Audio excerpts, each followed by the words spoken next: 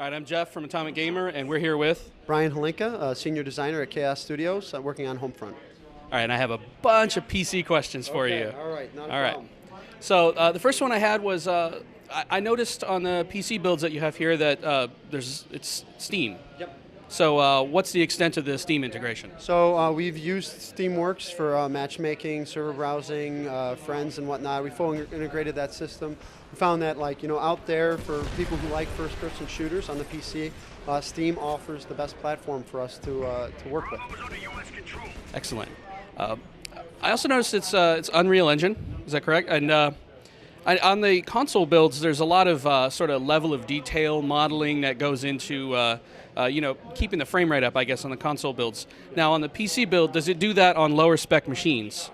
Yes, it does do a lot of those things. I think we obviously want to hit the better we can do to support minimum and lower spec computers, obviously the better the game will do. So we've worked very hard to do a lot of those things. It's actually funny though, we use a lot more level of detail on the PC because of memory issues. We can do a lot more intermediate level of detail than we can on the console. So for instance, if you had like an LOG 1, 2, and 3 on the console, you might be able to add one more in there for the PC just because it's able to handle the memory better. Nice, excellent. Now we heard some announcements about the Xbox 360 sort of exclusive DLC, things like that. Now you are planning on sending some of that DLC to the PC at least eventually, right? Yeah, absolutely. I believe we want to bring the DLC to all our SKUs as best as I understand it. But yeah, I certainly think those maps you'll see those on PC as well. Now, PC gamers generally, they're not so big a fan of paid DLC. Do you guys know whether you're going to be doing that yet? I personally don't know. I think that's probably a question for people that make a lot more money than I do. So. Nice, okay. And I guess this works on, this would apply to all versions. One of the things that Call of Duty has done is added a prestige system in so that people who make it through all the levels and sort of accomplish everything can put that mark on there and sort of start over. Do you guys plan on doing something at least similar to that for people who want to play for months or possibly even years? We looked at a lot of different ways for us to do that, and I don't know if we can talk about it right now, but we investigated some ways. We obviously didn't want to just rip off the prestige system. If we did do it, we wanted to do it the Homefront way and come up with something good. So I'm not sure what I'm allowed to say on that right now, but our leveling system is pretty rewarding in itself. And does provide a solid amount of gameplay for somebody to get there. So I think it's pretty rewarding in the way that it is right now. All right.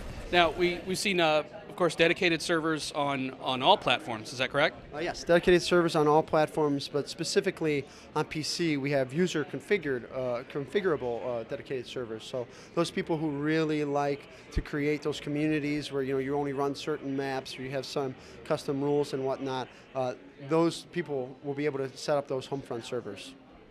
And I heard 32 player limits. Is that like a hard cap limit, or is that something that somebody could play with if they wanted to? Well, I'm sure someone will find a way. I'm sure if somebody wants to, they'll find a way to increase that limit.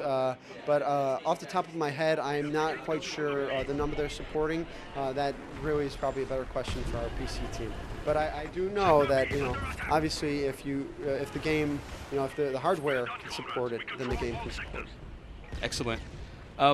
So we've seen a lot of games, especially shooters recently, start to support NVIDIA's 3D technology, or I guess AMD and NVIDIA's now the 3-monitor or even more technology. Are you guys supporting that? I don't know if we are. I know we would love to, because I personally played the NVIDIA's 3-monitor setup, and it's brilliant. It's absolutely incredible. So I know for 3D that's really a target for ours, but the 3 monitors, I'm not necessarily sure about the 3 monitors, but I know for certain we want to support 3D.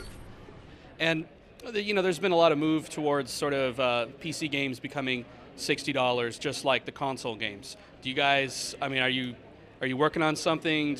Are you ready to talk about that yet? I don't know it. All I know is that the PC version of Homefront is really standing on its own as its own SKU. You know, we put a team committed to that game. We have Frank DeLeese in charge of that team up at Digital Extremes, and they're really working very hard to make a great PC game, not just bringing the console game over. They're really on its own. You know, they have their own design team, their own artists, their own programmers. They're really working hard to make sure that that game is a great PC game, like one of the best PC games released in the last decade. That's what we're hoping for. Yeah, I was a little surprised to see the PC build here. I was kind of expecting it wasn't going to show up. I played a little bit of it. Of course, it was just the single player. But I just want to say that it felt right. A lot of PC games, just moving the mouse around almost in the first 10 seconds you're playing it, you can tell whether it's right or wrong. Yeah. And I have to say, it felt right. Oh, good, good. Well, that's great. You know, like I said, we put a lot of effort into, not just kind of half-hamming it, half doing the job. We really tried to say, like, what are those things that PC players expect in their shooters? Let's make sure we nail all those fundamentals. And I think a game looks really good on the PC, really, really good. So I'm excited to try it 3D myself. I think it'll be fun. All right, well, that's all I got. Thank you so much.